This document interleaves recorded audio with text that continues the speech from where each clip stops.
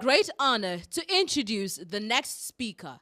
She is a consultant with many institutions and companies in Kenya and the East African region on psychosocial matters.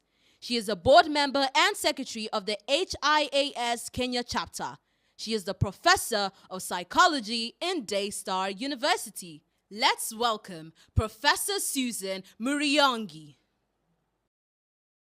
Good morning, ladies and gentlemen. My name is Professor Susan Muriongi from Kenya, Professor of Psychology in Daystar University, which is a Christian institution that is old. I'm so privileged and honored to be amongst you today, courtesy of the organizing team of this conference, led by Apostle Aqua. I'm so grateful, sir, for your invitation to mingle and interact with all the listeners. Let me say the topic or the theme of this conference, the maze navigating spirituality and creativity, is very profound. And as I was requested to add on to this through effective stress management for holistic wellness and balance. As a mental health professional, I chose this topic because stress is a nightmare for all people globally, from all ages, from the unborn children, because the state of the mother affects the state of the unborn child because of the chemicals produced by the brain when somebody is chronically stressed. Now, what is stress? Stress is a psychological situation where somebody, either through their own shortcomings, individual or personal, intrapersonal shortcomings, they are not able to cope with the challenges of life. It can also be as a result of external shortcoming, challenges that somebody may be encounters. And therefore, when there is this overwhelming feeling, because stress occurs in the brain, in the mind, where you think from, it can cause havoc in the way you think, the way you plan, and the way you do your things. Is stress bad? The answer is no. Stress becomes lethal when it is chronic. Chronic means you are remaining with it over a long period of time. Scientifically, it has been proven that little stress is good for us, because it causes us or influences us to think differently and strategize differently to cope and act, and also it improves our immune system. But when it remains chronic, it means the chemical the brain is producing, which is called cortisol, is interfering or interferes or damages your white blood cells or the cells of your body that fight disease, which lowers your immune system, and therefore you succumb to any illness known to man. Even for those who have got chronic illnesses, it means the drugs they are taking may not be able to function the way they are expected to. Let me say that there is nobody immune to stress. Whether you are a child unborn, whether you are an adult, whether you are male, female, whatever status you are in, religious associations, none is immune to stress. We will only handle stress. We will be able to do away with stress when you go to heaven. But if you go to hell, that will be the beginning of real stress. It has been proven again scientifically that whether or not you will be able to deal or cope with your stress, because there is no inoculation for stress at all, you can only learn how to cope with it. Whether or not you are able to cope with it, to a very great extent, depends on your attitude. We have two types of attitude. We have negative and positive, and I'm going to look at the positive. So positive attitude is a situation where an individual develops enthusiasm or passion for specific things. For example, gratitude, resilience, passion to find solutions, willingness to learn from mistakes, your own personal mistakes or mistakes of others, cheerful emotional intelligence, forgiving others, harmony, objectivity, performance, achievement, love, care, being peaceable. As Christians, we are told to seek peace and pursue it. Growth and development, boldness and courage to face circumstances and admit that yes, this is a challenge, and then you find a way of dealing with it. Remember this, that it's not only about self, but even others. Because if you're positive, you will impact others to be positive. Whether you are negative, you'll also impact others to be negative. Because the state of the mind, positivity or negativity, is contagious. Now, when you have a positive attitude, what happens? The result of that is you become optimistic. It doesn't matter what challenge that you're facing, you are optimistic that you have what it takes to overcome. Only you need to identify what it is that you need to do. You don't hide behind the curtains of whatever is stressing you. You become hopeful and proactive, and you take appropriate action. You don't become docile to wait for others to come and resolve it for you. You are a go-getter. You know that you can be able to do it with focus, objectivity, and determination.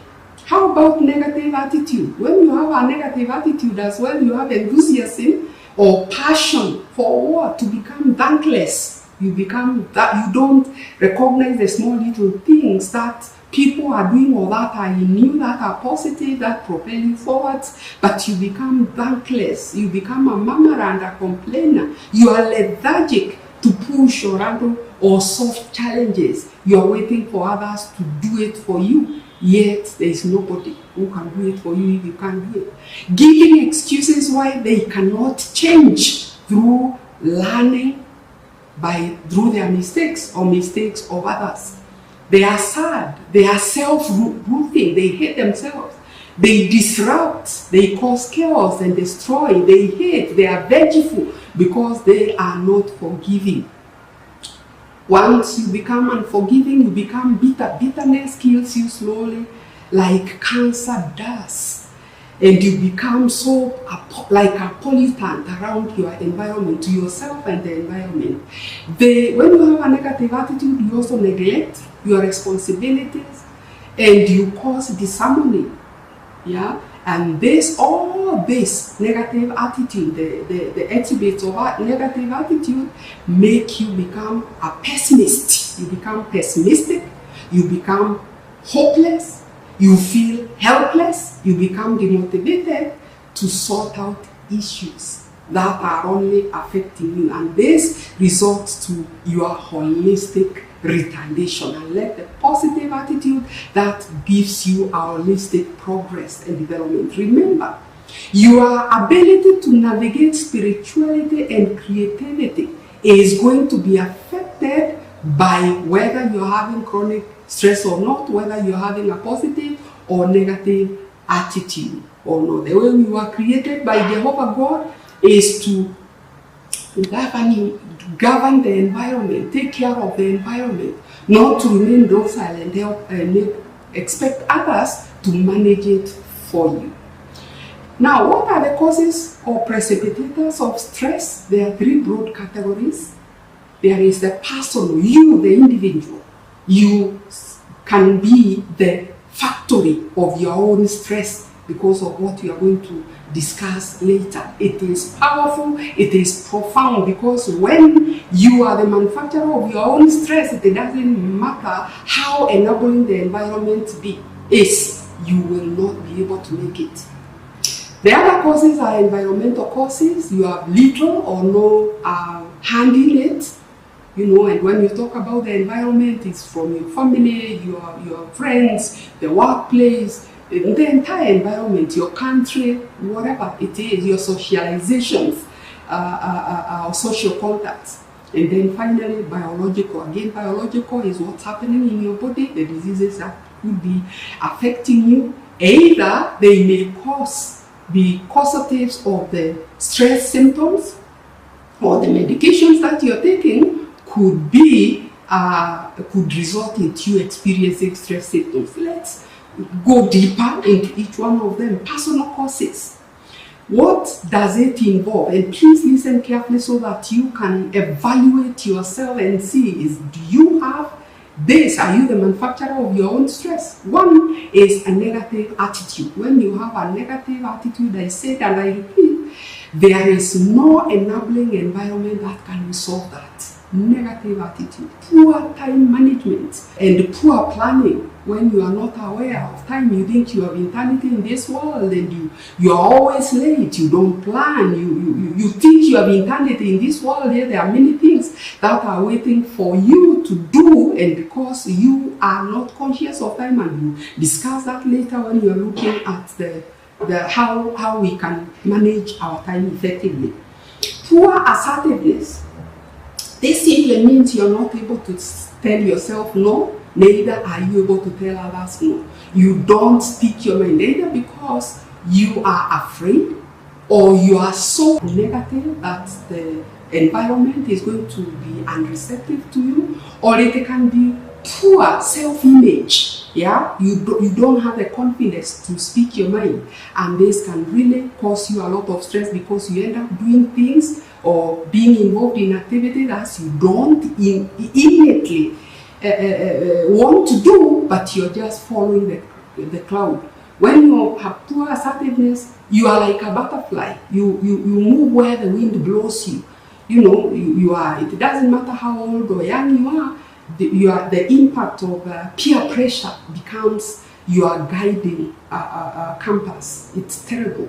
And forgiveness and constant anger. And forgiveness is personal. It is personal because once you forgive, you find that you're having wounds in your body, and resolved wounds because of unforgiveness. And when something else happens, it adds onto your wound, and you continue becoming worse and worse in how it is acting inside. Constant anger is another one.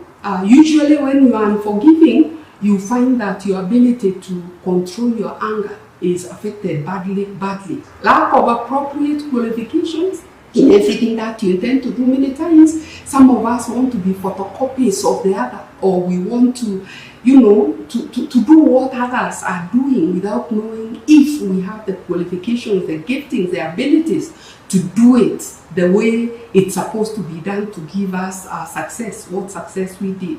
Lack of intelligence. Sometimes they can even be lazy, not wanting to learn new things, or know how can I do this so that it gives me the results that I want it to give me, and it will end up getting involved in things that are going to fail, and that will give you a lot of stress. Poor self-image. This comes about because of your socialization since when you are a child, what you have been listening to, inability to identify your strong points so that you listen more to the negative, either speaking of the environment or even the devil himself telling you are not good enough, you're not like this, and you believe it, and therefore you start thinking that you're not good enough. This causes you to listen even more to the environment, and so you start becoming suspicious how negative the environment is towards you, and you will become stressed when you are not supposed to be stressed. Procrastination is another terrible thing. I will do it tomorrow. I have enough time. You remember we talked about enough time, effective time management. Those people who procrastinate, I'll do it tomorrow, I'll do it next year, and life just passes you by, time passes you by, and sometimes you will do it, but you'll find that the time you're doing it, you get overwhelmed with the many things that you're supposed to do within a very, very short time. Poor planning is another element, and failure to achieve personal goals, either because of procrastination, or you have come up with goals that are too big for you without looking at your ability and capability, or giving yourself too much things to do within a very short time, such that you fail to achieve your set goals, and this can stress you out. Poor decision making. Decision making is a process, and very few people know how to decision make, and they want to do things like microwave things, without thinking them through, without insightfully thinking them through, identify exactly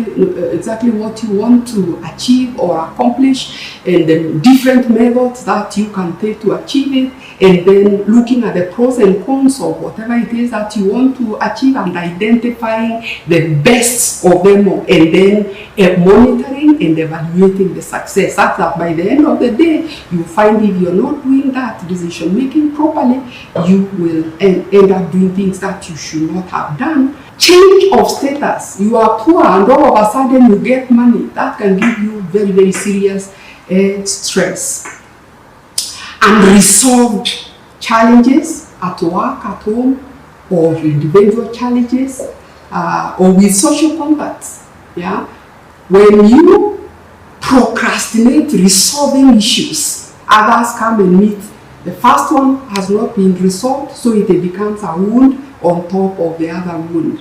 And many of us, sometimes we look at the symptomatologies instead of the cause of whatever it is that is causing you stress. So lack of that unresolved real challenges can cause us a lot of stress. Chronic fatigue is another one. Failure. So many times we want to play Messiah, who is omnipresent. We want to play God, who is omnipresent, yet we are not God. We can only be at one place at the same time, and you may end up getting so involved in so many things without getting rest of your mind, of your body, and that can give you a lot of stress. Then let's come at the environmental causes. Environment is anything happening not within you but outside of you, yet it affects your thinking, it affects your mind. Family and relationship challenges, whether in the family level, work level, or social engagement, whatever challenges, remember always that your poison could be my cup of tea, and my cup of tea could be your poison. We cannot compare ourselves. So and so went through this, they were able to manage it properly. I am going through this, yet I'm not coping. Please know we are all unique and singular. Family and relationships with friends and at work and all your other engagements can be a result, can cause you to have environmental causes of your stress, disasters and tragedy, whether it's involving you or involving you are observing or you are witnessing, can bring you a lot of stress, insecurities, whether you are insecurity or insecurity of others, lack of social support. Yeah, sometimes you may be going through something at home and nobody is giving you social support. We call it psycho support. It could be happening even in church. Right? Chronic frustrations is where you are getting frustrated time and again. You are not resolving whatever it is. You are not progressing to meet your set goals. This frustration could either be due to internal causes or external causes, blockages due to wrangles. You are not achieving your set goals or objectives or aspirations. Abuse, it could be emotional, psychological, or even physical. And this can not only give you stress, it can even progress into PTSD, post-traumatic stress disorder. It can even evolve into depression. You can have the three of them, comorbidity of chronic stress, depression, and post-traumatic stress disorder, and you become quite dysfunctional. Poor communication.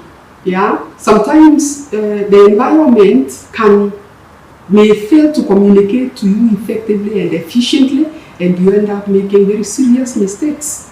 Overwork is another one, underwork is another one, and finally you get lower libido. Libido is desire for sex, and what to you if you are a man? Okay, because if the work goes, then it doesn't mean what you are told, what you see, or what you want.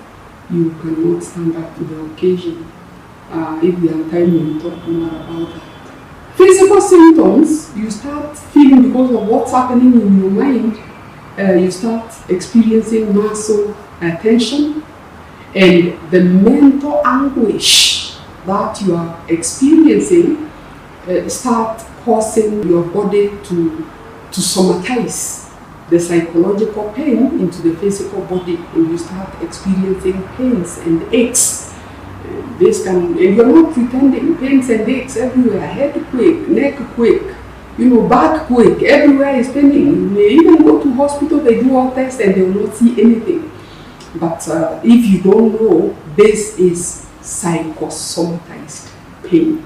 Skin problems, especially if you are women and they are, they start developing acne or roughness of skin. Autonomic hyperarousal, there are people when they are stressed, they can even diarrhea, others they constipate. Others you start feeling your bladder is full, you go to the toilet and very little drops of urine comes out because the body, the mind is completely disorganizing your body systems. Over alertness is another one, feeling on edge and becoming hyper vigilant. When you're like that, your functionality gets affected. Let's look at the behavioral symptoms. That now your behaviors change and you can see the behaviors of another person. Poor grooming, when you're chronically stressed, your neatness, cleanliness, and tidiness is compromised. Disinterest in usual things. You just feel you want to be left alone. Yeah, irritability. You become very irritable. Small little things, you hit the roof. Your anger management skills get really badly compromised. Complaining, you start becoming a complainer and a murmurer, and this causes your aggressiveness to increase, both the physical, negative aggressiveness. Tearful, small little thing, you start mourning. Sometimes you can cry. You feel sad, very sad. Because remember we said the psychological, where you lack concentration and you are mentally tired, it means you have poorly completed tasks or not completed at all, uncompleted or poorly completed tasks. Whether you're working, your productivity gets really compromised. Absenteeism or frequent lateness, absenteeism from where you are supposed to be. Why? Because you're feeling unwell, and therefore you may absent yourself. Apathetic and don't care attitude and acts, and overeating. There are some people when they are very stressed, they overeat. Others, they don't eat enough, and you are told that if you find that you are adding weight within a month, you added 1 kilo of weight, maybe, and you are not sick, or it wasn't your intention to add it, then maybe you are overeating, and vice versa for undereating. Poor customer care in case you're working when you're stressed. Your productivity again will be badly affected. Suspiciousness leading to apathy. You become disorganized. You start developing poor intra and interpersonal relationships, resulting to internal conflict and sabotage, either to yourself or to the institution or to the work that you are involved in. Let's look at the outcomes of unresolved chronic stress. There are 5 of them. You're going to have psychosocial imbalances resulting to poor intra and interpersonal relationships, which will affect one holistically in their endeavors. Number 2, you're going to experience imbalances due to ill health. Remember we said chronic cortisol compromises your immune system. And therefore, when you are unwell, it means your productivity is going to go down. Number 3, reduced creativity and reduced holistic productivity, and this is going to affect your finances. Inability to unleash your maximum potential. When you are unwell, when you are psychosocially imbalanced, when it means that you will not be able to unleash your maximum potential in all your endeavors. And finally, poor navigation of spirituality and retardation of creativity. This results into poor productivity again. Then, how then are we supposed to manage this stress? Remember we said there is no inoculation for stress. We just need to identify it before it becomes chronic and deal with it. But how? Again, there are 3 ways. There is the individual, which is profound. Can you believe it?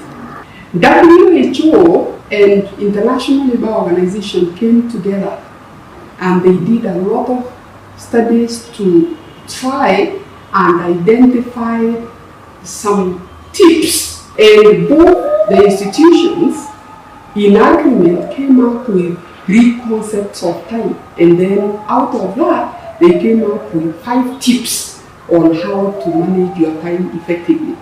And the 3 concepts of time are ensuring that you are aware of time. It's called time awareness. Time awareness means you are consciously aware that in life you don't have eternity here. You have, for example, 7 days in a week, 24 hours in an hour, 60 minutes in 1 hour, 52 weeks in a year, 12 months in a year. And once you consciously know that, then the concept number 2 follows. You plan for your time. Time planning. You cannot afford to just stay less satisfied doing things just haphazardly. You have to plan your time. Identify exactly what you want to do and for how long. If you don't put for how long, you'll find that you are going to the market for 3 hours instead of 30 minutes. And finally, that concept is time saving. Time saving, even if you have identified what to do and allocated how much time it will take, please ensure you do it in less time so that the time you save, you can utilize it for other things, even if it is resting. And after you have done that, then the 5 tips that these two organizations give are live a balanced life each day. What does that mean? It means that 24 hours you have each day divided into 3, and this gives you 8 hours of work, and everything else that you need to do, you do it in the other remaining 8 hours. And what else are you supposed to do? It takes you to tip number 2, organize your time around roles. All of us in this world, as adults, we have, not adults, even children, we have 4 roles. We have work roles, we have family roles, personal roles, and social roles. Remember, the 8 hours have been taken by work roles. The other 8 hours have been taken by sleep. Then the other 8 hours, now you have to divide those 8 hours between family, personal, and social roles. It's up to you to identify the sub-roles in each one of them so that you intelligently and insightfully allocate more time where it matters. If, for example, you put a lot of time in social and ignore family, you'll have a problem. If you don't put personal roles where you are, resting and you are doing things that please you, that energize you, that encourage you as an individual, then you will be fatigued. Number 3, use known tools which organize effective people. These could be diaries, use of forms, use of anywhere where you write and strategize and plan your things, and you make sure you follow it up. Do this. The fourth one is do things according to priority. Did you know that as much as there are many things that want to be done for you or that are expected to be done by you, it's only a few of them that give you maximum profit or benefit. There's something called Pareto 80-20 rule. That one says out of 100%, only 20% of the things that you intend to do will give you 80% benefit or profit. The other Pareto 80-20 rule says this, that out of the 100% of the things that you are planned to do next month or next week or even today, only 20% of them will give you 80% profit or benefit. But the 80% of the things that you are going to do will give you 20% profit. If, for example, you are planning to do 10 things, only 2 things of those things will give you 80% benefit.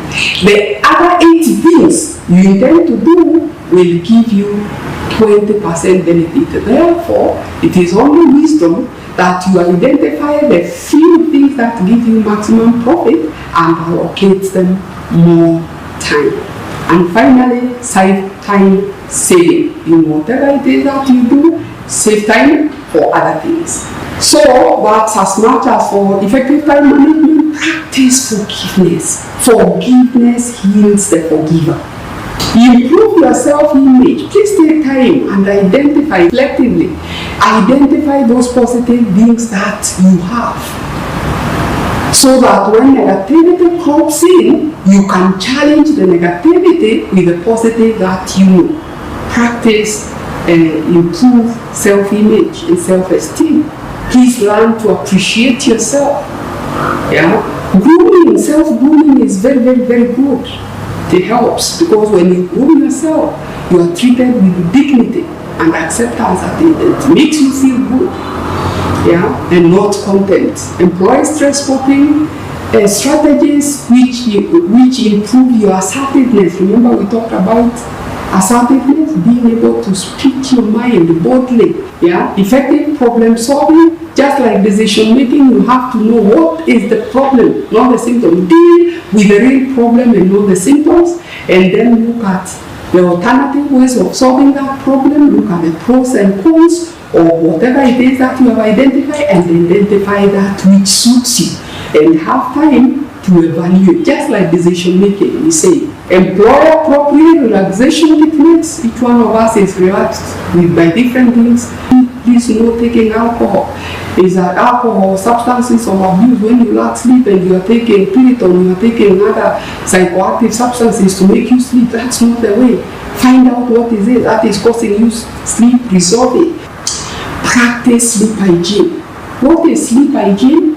Sleep hygiene is ensuring that you know sleep is controlled in the brain and not in the eyes. And therefore, number one, you stop confusing the brain by waking up erratically and sleeping erratically. You have to have the sleep as much as possible the same time, wake up the same time. Number two, avoid exercising 4 hours before you go to sleep. When you exercise, you get fatigued. You go to sleep because of fatigue, but because of enhanced blood circulation in the brain, you wake up, before it's done, before you get a full measure of your sleep. That is the 7-8 hours. Yeah. Avoid eating a heavy meal 3 hours before you go to sleep. Again, because that is going to interfere with the quality of your sleep. You are told, you are advised, eat breakfast like a king, eat lunch like a queen, and eat supper like a pauper. Ensure that you are sitting still on good sleep hygiene, sleep on a comfortable bed, where there is no noise. Ensure that you don't stimulate yourself with books and TVs and social media, which many of us are addicted to and we are not aware. When you look at social media and you go to sleep, the quality of your sleep again is affected. And the importance of sleeping deeply, it is to allow your body to completely eradicate the wastes and the negative chemicals in your brain that can cause you stress. Exercising is an important thing. Painting or writing or swimming. Remember, anger is an energy. And if we say that here, if you're chronically angry, it means that adrenaline you are producing is going to destroy your white blood cells and compromise your immune system. Spend time with them. There are many times that we get too busy and we say it's not about quantity but quality. Both quantity and quality required, especially in the younger children. And even when they become older, even adults, please find time so that you do together, you meet together, eat together, and discuss things together, those things that are affecting them, that are affecting you in a safe environment. In a family setting, please talk with each other, not at each other. When you are growing up, it used to be your father or your mother said, I want you to do this, and when you question why, they say it's because I've said so. Not anymore. Explain to them why they have to do things the way you want them to do it. It shows leadership, it shows concern, it shows understanding. Hold frequent family meetings. I've seen that. Occasionally take a holiday, either alone or with the family. Holiday doesn't have to be an expensive thing. It is where you are resting, relaxing, and having time to reflect and retreat with yourself and with your loved ones. The next thing I would like tips on management of work-home interface. Because all of us are expected to work. The Bible says that if you don't work, you don't eat. So we are expected to be productive. In the African culture, there are some cultures, let's say once you are married, your husband is supposed to take care of you, and it's not in that sense of the word. In fact, the charge of a woman, a married woman, is to be a helper of the husband, and the helper means you can do everything your husband does, so that in case of his absence, there is continuity. So we have to work. Management of work, when you ask yourself, what can you do? And you build it up, to give you finances. I make fun and say, if you don't have your own money, and please don't misinterpret me. Your own money means there is money you are working for and getting. If you don't have your own money, even your own dog cannot respect you, even your cat, even your children can't respect you, because what are you going to give them? Everything you give them is what your husband is offering. Please ensure that you're doing something meaningful, that you contribute in your family as a helper. And if you're single, it doesn't mean you're less of a human being. If you have children, please make sure you do things, authentic, godly things. The word of God says that God is the one who gives us ability to create wealth, and each one of us is capable of doing that, starting from nothing, and you can build yourself up to a very influential in as far as finances is concerned. What are the outcomes of effective stress management? What are they? I have 5 of them, all loaded. Number 1, there is self-assurance, holistic self-assurance and growth due to resolved issues, or ability to positively accept what you cannot deal with, which results to improved contentment. When you have resolved issues that are disrupting you, disturbing your stability, there is contentment and improvement of self-confidence that comes with it. When you manage your stress effectively, there is improved intra and interpersonal relationships. You know, we say that you cannot give that which you don't have. If internally you have issues, your external will have issues. The grace of God upon me that I am very positive, I will never give up. Come to health-wise, biological, I've had 3 brain surgeries. 10 hours, 9 hours, as long as far away as last year. And here I am. Here I am. The first one in 2004, I went through it. And by God's grace, I went through and did my master's and PhD in record time. 5 years, both master's and PhD, and God did immense things with me. My growth and development has been immense.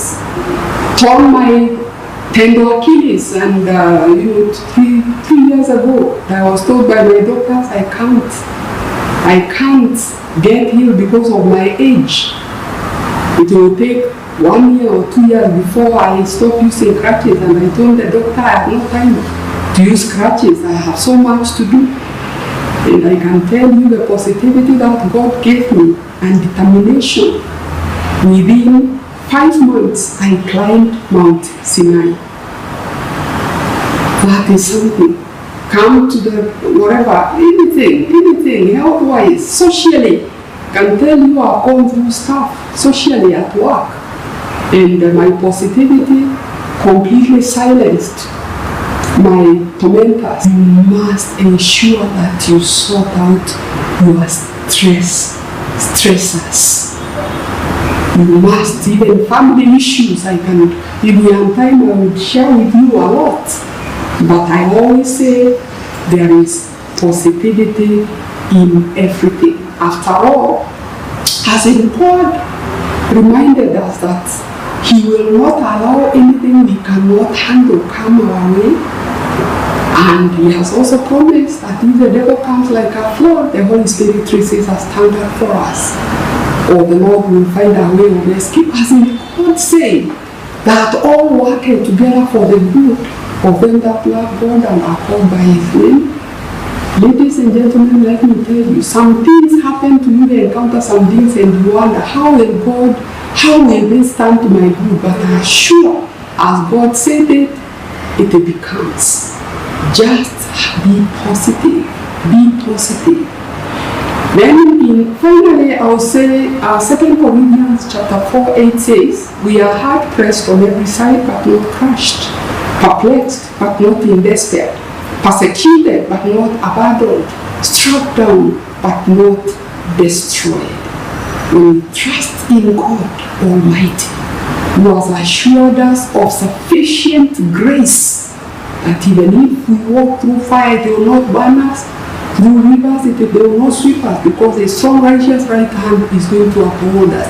Let's not sweep challenges and problems under the carpet because they will destroy us.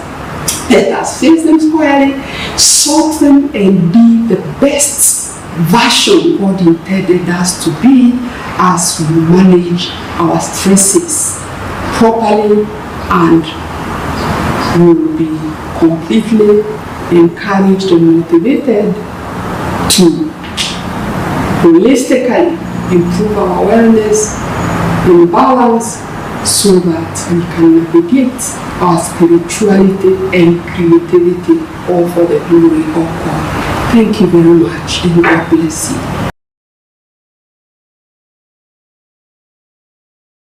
It is a great opportunity to introduce the speaker.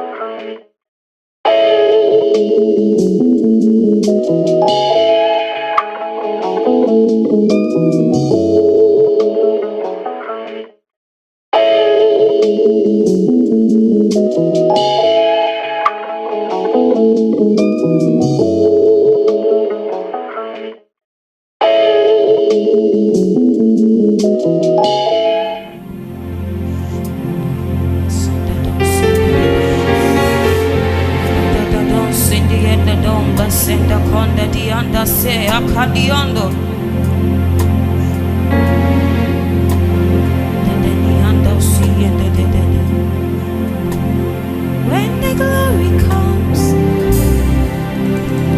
there'll be no words to say.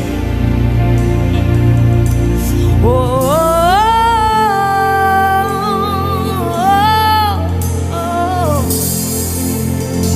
when the glory comes, there'll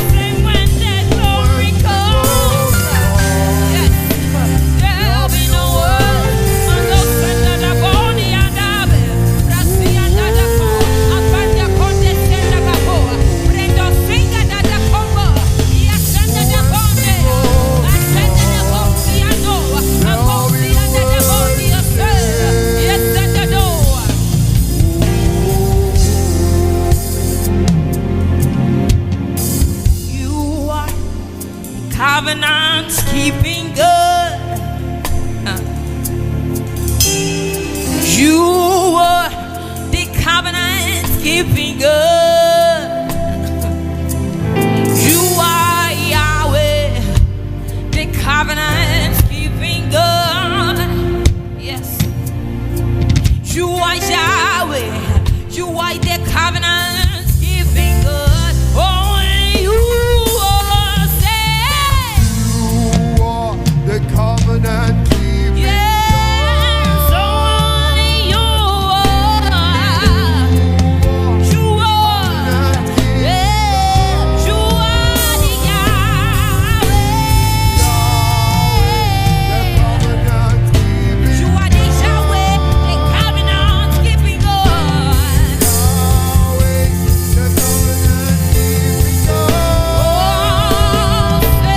You never leave me, and you said that you won't forsake me.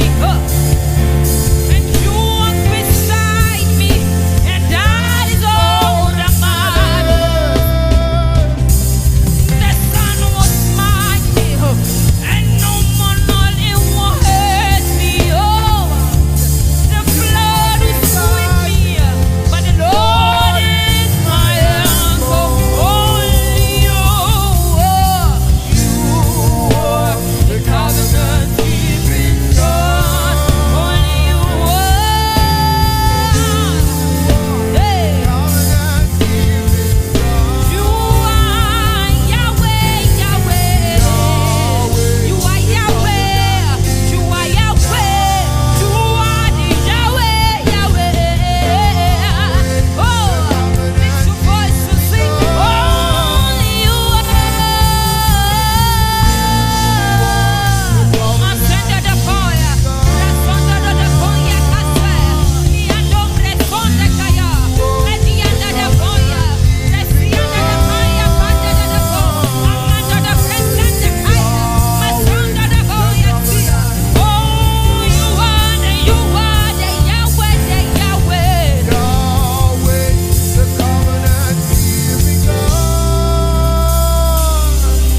You never leave me.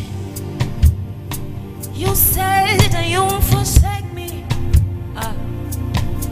You walk beside me, and that is all that matters. The sun will smite me, and no more Lord, you'll not hurt me. The flood will sweep me. Lord, you are my anchor. You are the covenant keeping God, the center upon the sky. You are the covenant keeping God. Lift your voice. Yahweh, Yahweh. You are the Yahweh, say God. The covenant keeping God. Santa Bosi under the bond and the bossa. Branda the bond the sea under the conde present the box. I know my sender condi under the yamba. I found the conde the present the conde the bones.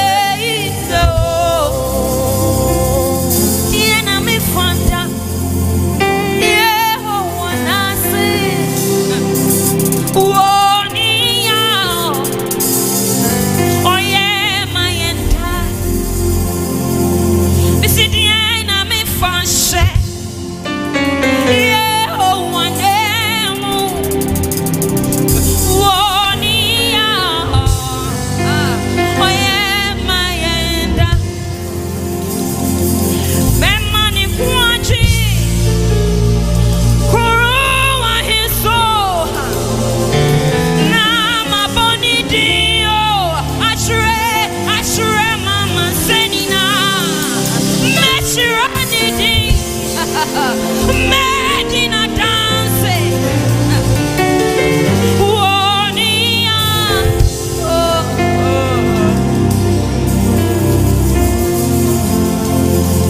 Mama ni kwaji. Corona yeso. Na maboniti achre amasedina. Meshirani Medina dance, oh, Wonia, oh, to me, Onyakopondia, to me, yeah, oh, Tida,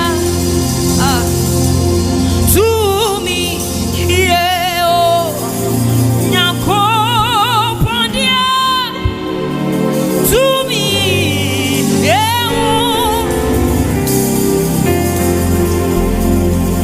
Asafu,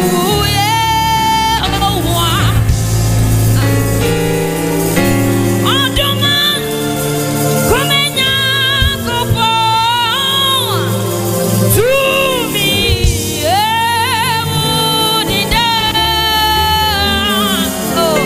to me.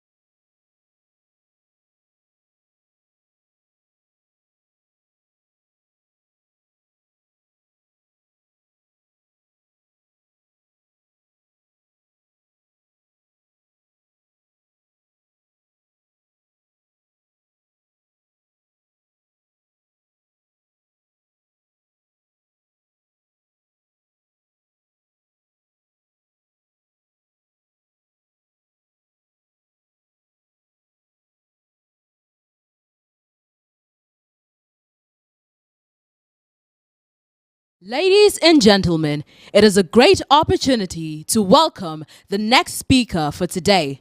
She is the author and convener of The Bold New Normal. She is passionate about giving back and has written several articles sharing insights on career advancement and leadership. Let's kindly welcome, with a round of applause, Lucy Quist. Welcome to The Bold New Normal, the podcast where bold ideas meet transformative action. I'm your host, Lucy Quist, and I'm here to challenge mindsets, ignite conversations, and inspire you to create the future you deserve. A future where equity, opportunity, and prosperity are not just dreams but realities. So let's dive in and build the bold new normal together. Welcome to part 2 of my talk delivered at the International Women's Leadership Conference. I know you were surprised by where talk 1 ended, the first half ended. Now let's get into part 2.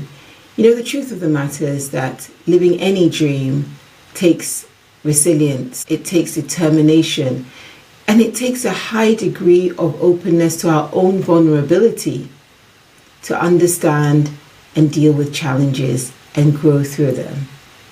So I hope you take a few lessons out of this one, especially if you're finding any particular challenges yourself, and share the lessons with the people around you. Enjoy. So in 2023, with no one telling me to, I left my job. It was probably the hardest thing I've ever had to do, especially when you're used to people say, oh, she's doing this, she's doing that, she's doing that. But I reached a point in my journey where I felt spent. There was nothing left. I was emotionally gone, I was spiritually gone, I was physically gone, I was mentally gone, I was gone. And look, I'm a woman of prayer, so I had prayed for more than a year. And I prayed for something to change. And eventually I felt led that what needed to change was me. And so I walked away. And for someone who has a dream, and for someone who believes in visions, I had no plan. And in that season, a few years earlier, I'd spent some time, I felt led, and I'd studied Moses. But when you study Moses, then you have to study the Exodus. You can't study Moses without studying Exodus. I'm telling you, I study these things. I take the time, I pick the topics that I feel led, and I will spend probably sometimes a whole year. And in that season when I felt led to walk away, the story that kept being brought back to me was the journey of the Israelites through the wilderness. And it was a very gradual thing. It wasn't that, boom, everything was obvious to me. But that was my tool to navigate what turned out to be over a year's journey of really reinvigorating my cup. So what did I do? If you ever find yourself in what feels like a wilderness, or feels like you're lost. And I'm not asking people to leave their jobs and leave their careers for wilderness.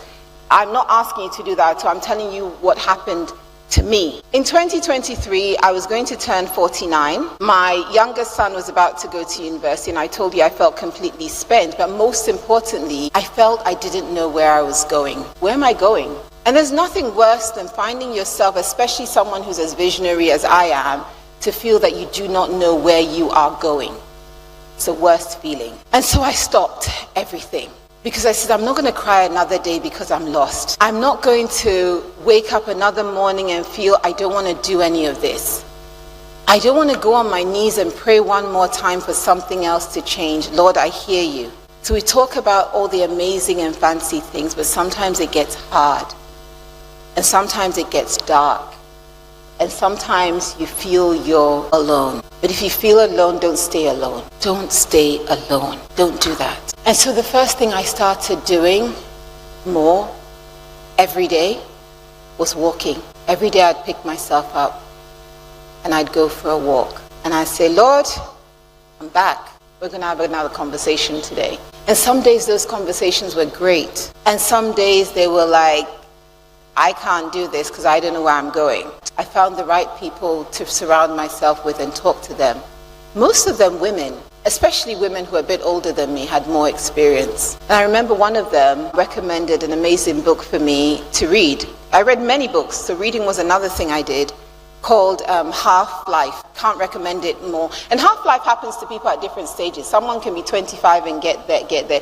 I was 49, I was clearly there. What else did I do? I made a decision to celebrate with those who are celebrating. I went to more parties last year than I'd ever been in my life. Look, I even emceed 2 of my friends' parties. If you told me there was a party, I was there.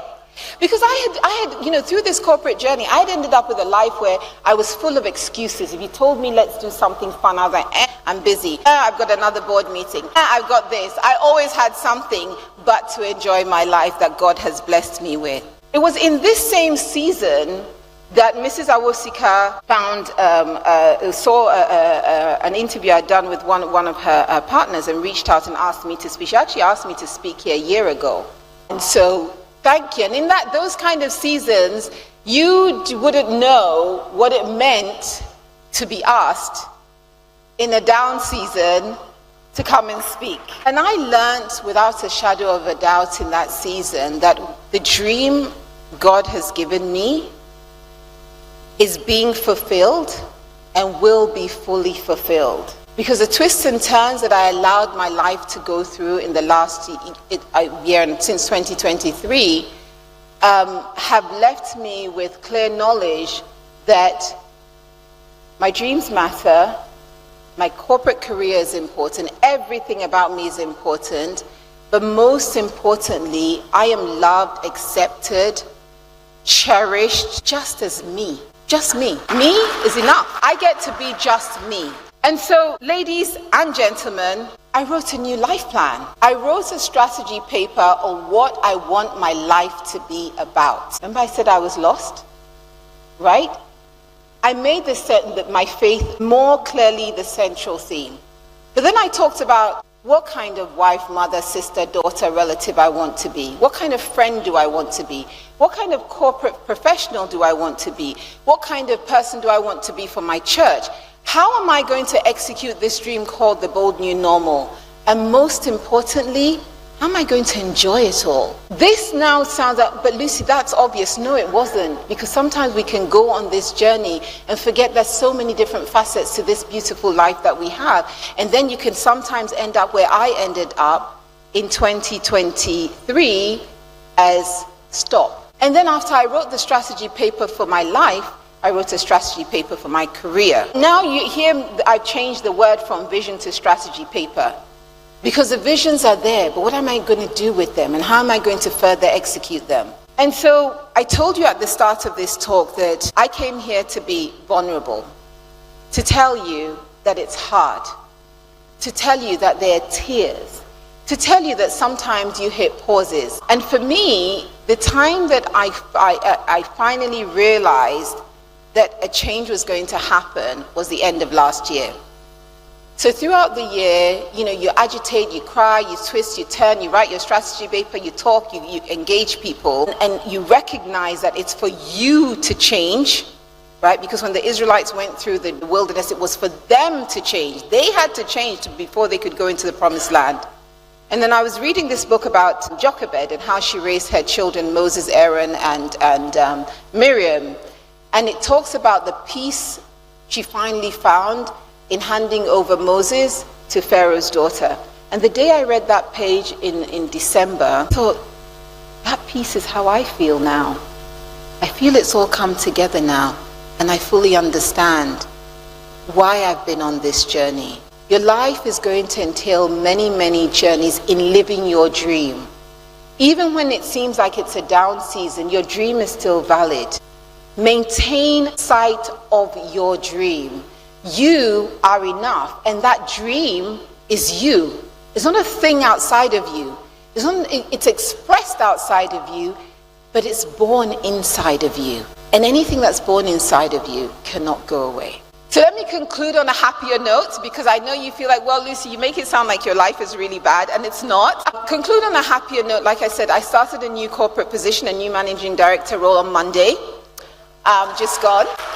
Very exciting, back in financial services, but with a different view and a different perspective and a different hope and excitement about the future and a clear strategy in place. So ladies, it may be tough, but your corporate dreams, your corporate career, your corporate aspirations are valid, pursue them, chase them, and enjoy the journey. Thank you. You've just listened to part 2 of my talk at the International Women's Leadership Conference. If you didn't listen to part 1, then go back and listen to that because it builds into this one. But my point ultimately is that our lives are very real. Enjoy every step of the journey, the highs, the lows, and allow yourself to grow through the highs and the lows, because living a dream is not always roses and fine things. It is actually dealing with the challenges as well, and helps you appreciate even better the realization of those dreams and those visions. Thank you. Thank you for tuning in to The Bold New Normal. I hope this episode has inspired you to think boldly and take action towards creating the future you envision. If you found value in today's conversation, don't forget to subscribe, leave a review, and share this episode with someone who needs a dose of boldness today. Until next time, take action to create your bold new normal.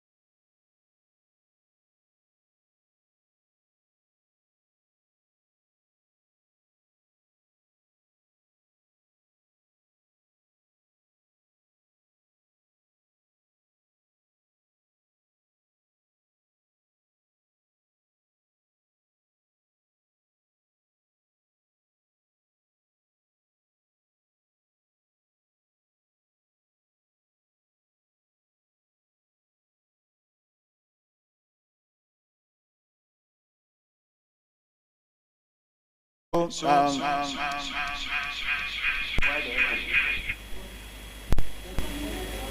an echo.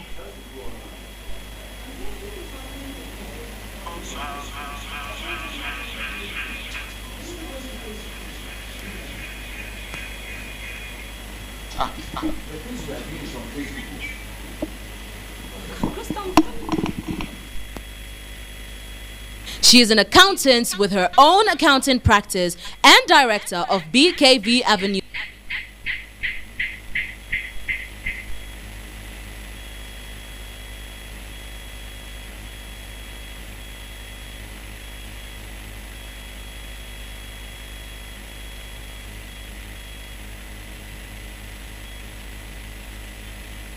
Good afternoon, good people. Hope you are all doing well. I thank God so much for this opportunity to be one of the speakers. I actually got so, but I thank God I am here.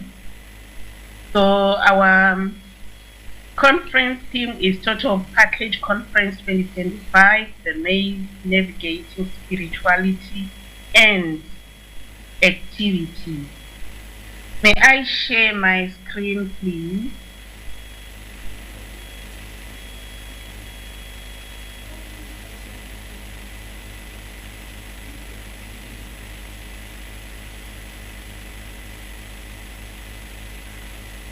Okay, it's fine, we'll continue. So I'm going to talk about initiating a successful business on a global perspective. You know, the way we do business, whether you are in Ghana, you're in South Africa, you're in Zimbabwe, there are principles that apply to every type of business. And I'm also going to talk about building a resilient business in uncertain times.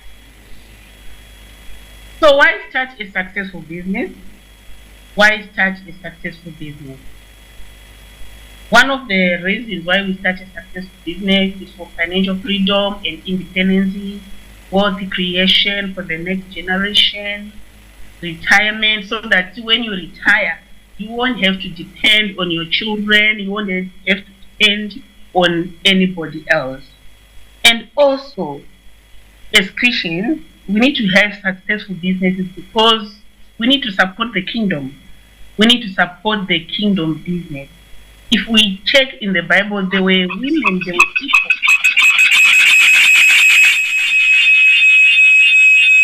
And also, successful businesses and others.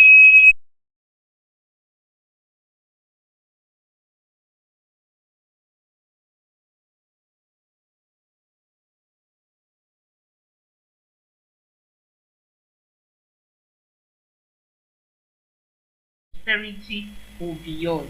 I'll repeat. Blessed are all who fear the Lord, who walk in obedience to Him. You will eat the fruit of your labor. Blessings and prosperity will be yours. So, how do you eat the fruit of your labor? How do you enjoy blessings and prosperity? It's through a successful business as Christians. And I'm going to talk about initiating a successful business, initiating it, starting a new business. You know, starting a new business, it requires courage and it requires taking numerous risks. You know, an entrepreneur or a business person is a risk taker. And how do you initiate a successful business? You have to prepare spiritually. Prepare spiritually, you have to pray about it, you have to ask God for direction. And you have to put the Lord in the Lord. Also, faith is a vital component to the success of business. That after you have waited upon the Lord and God has given you direction on what type of business to start, you need to have faith that God is going to walk with you throughout your journey.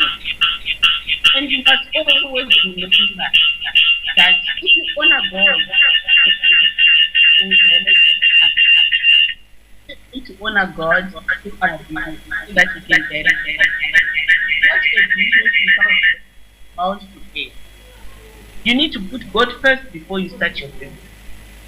And also you need to pray and pray and pray and pray for your family, your customers, pray for your suppliers, pray for all stakeholders. Why do you pray for the family? You need support of your family in business. Imagine you have a business and your children, your wife, your husband, they don't support you. It means that you feel drained because you need your family support.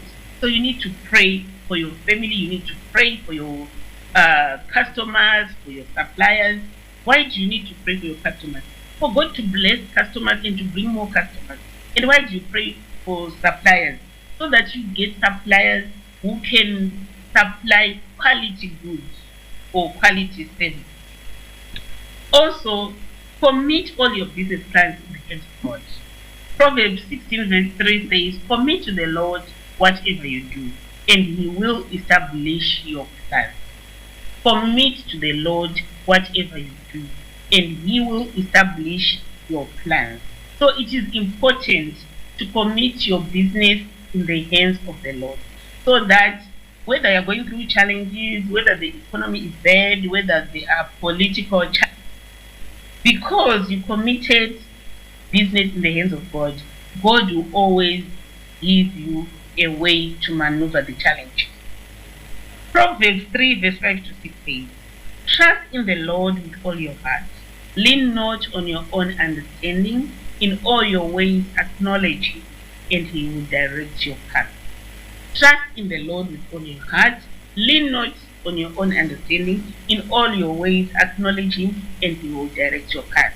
So if you start with God in your business and trust in the Lord that he is going to guide you, he is going to direct your path, definitely he is not going to leave you alone. And before you start a business, there are some things that you need to do for you to succeed. There is what we call self-awareness exercise. Self-awareness exercise. You need to do an introspection of yourself. Who is Barbara? Who is Peter? Who is Charity? You need to understand yourself. It is important to understand yourself, because for a person to be able to make great decisions about their life, they need to understand their identity. What are they able to do? Barbara, what are you able to do? You know, if you don't understand yourself, that's when if you start a business, if Peter's business seems to be doing well, you leave what you are doing and then you go to Peter's business. And then you see Charity's business seems to be doing well, you leave what you are doing and then you go to Charity's business. But if you do a self-awareness exercise and you understand yourself, under thick and thin, you will still continue in that type of business. Because one, you would have asked God for direction. You would have committed your business to God, and also you understand yourself. And also, self-awareness exercise, it gives you confidence. Because now you know your identity, you know who you are, you know what you stand for, you know what you can do and what you can't do. And if you know what you can do, you can come up with ways to improve yourself. But if you don't know yourself, that's when, even if you don't know anything, you still think you know, because you don't understand yourself. So self-introspection, it makes it easier to answer questions that always arise when one wants to start a business. For example, what can I do, or what can I sell? After you know yourself, you'll be able to now understand what is it that I can do, what is it that I can sell, or what service can I offer to the public.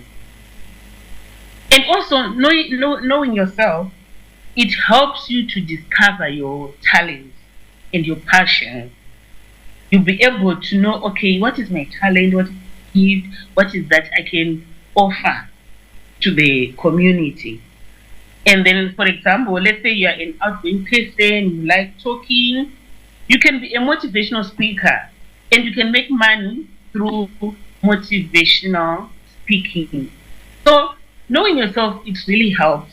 and it makes you not to be confused on what to do or how to do it.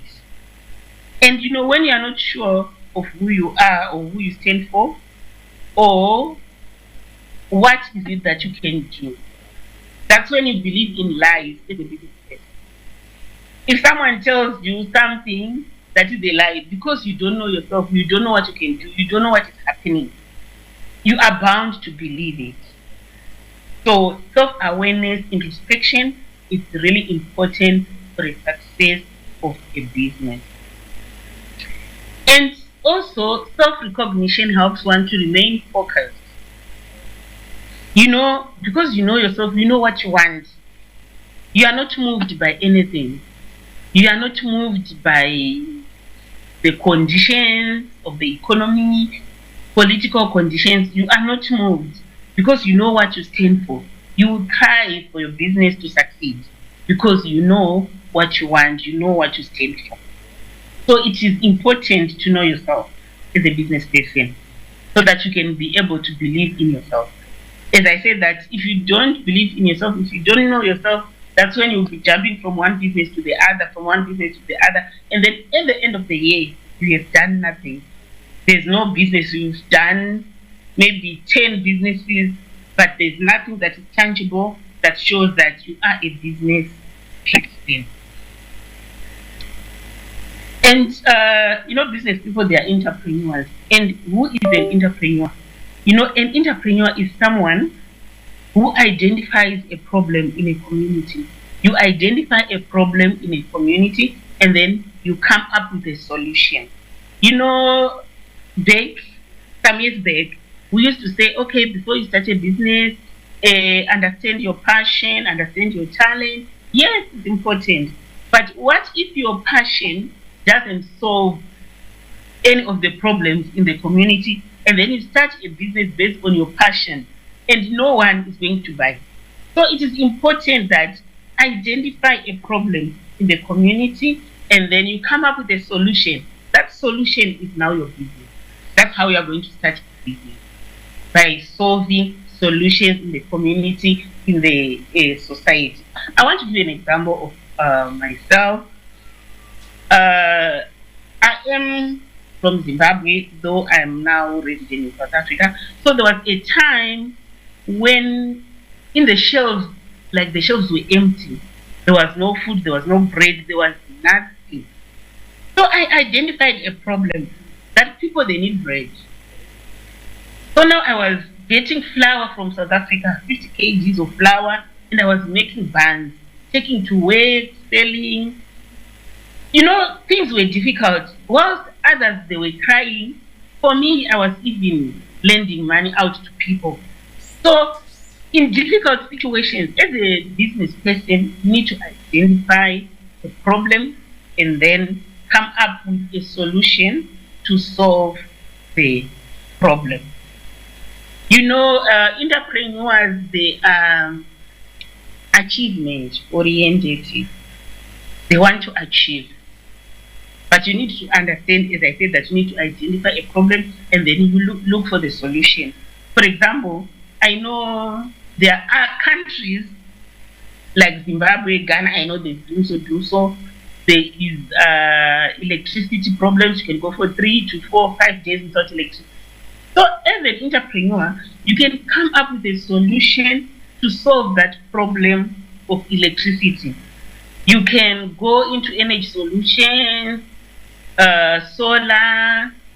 You can come up with solutions. That's how you can start a business. So it is important for an entrepreneur to just look around and then you say, what is it that I can solve so that I can start a business? I know I'm talking to maybe those who have not yet started or those who already have businesses, but you can still start another business.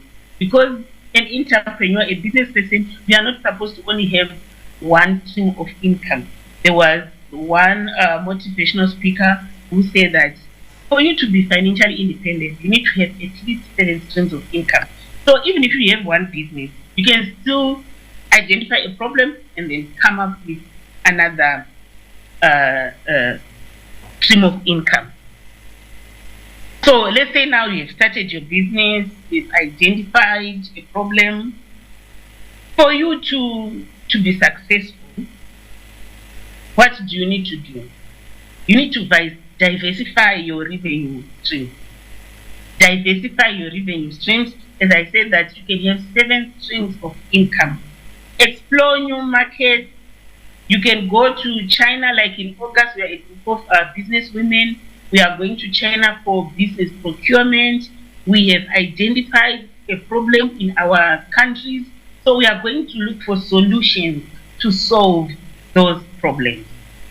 So you need to explore new markets and consider expanding even beyond your current geographical area.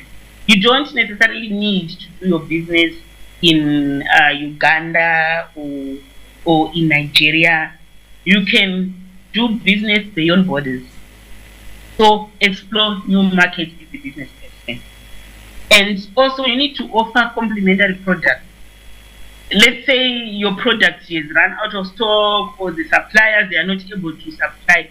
Always have a complementary product so that you don't disappoint your customers. If you see that this product is not moving or this service is not moving, don't hesitate to change. Don't hesitate to pivot to other products or to other services. That's why as a business person, you are supposed to be always improving yourself, so that you move with the time, especially in times of uncertainty. So what does resilience mean? It simply means, your business, it has to stand whatever challenging time. No matter how difficult the economy is, you don't have to close because the economy is bad. I want to give the example of COVID. Some people were happy because we were on lockdown, because they made money.